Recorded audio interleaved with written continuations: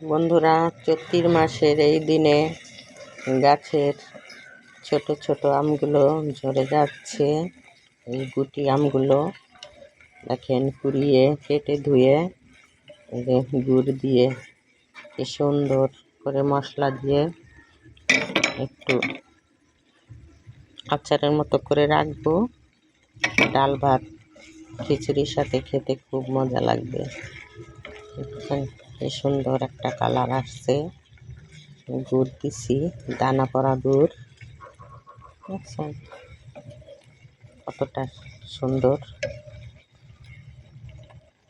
আবার একটু মশলা দিব, পাঁচফোড়ন, একটু শুকনা মরিচ, একটু রাঁধুনি আমি ভালোভাবে একটু খোলায় ভেজে নিছি।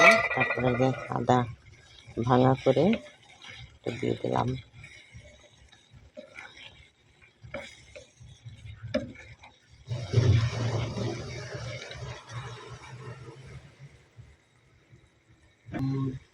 বন্ধুরা দেখেন, কত সুন্দর মোহনীয় হয়েছে আমার এই আচারটা।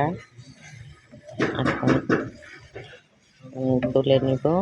দেখেন হয়ে গেছে, কি সুন্দর একটা ঘেরান ছুটছে, মনে হয় খালি খাই।